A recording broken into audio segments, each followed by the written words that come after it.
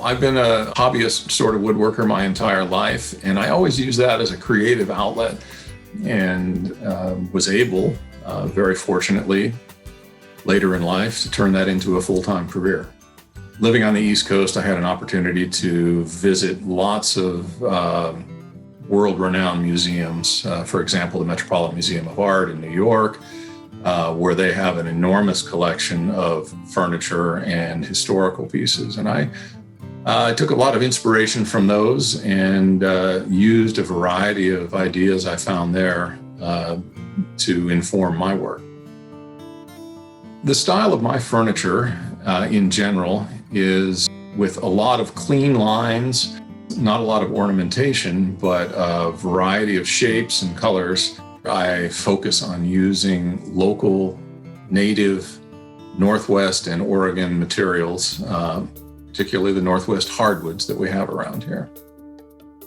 I'm primarily a custom furniture maker, and I've been a long supporter of the Salem Art Association, and they contacted me and asked if I would be interested in making the balls for the clay ball.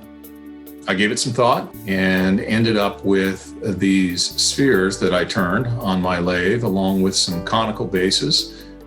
The process of selecting materials for a piece is always important and interesting.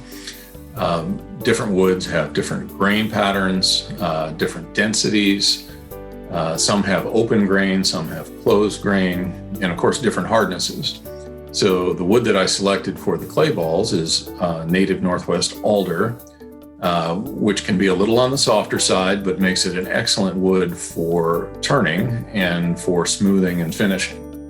It's really quite difficult to create a perfect sphere on the lathe, so I ended up creating a special tool that swings on a radius that I used to ensure that these objects were as close to a sphere as really possible.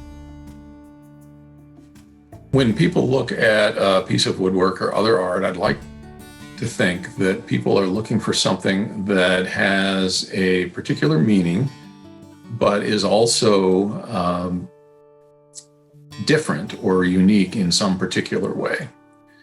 Something that they would enjoy and use and have in their lives for a very long time.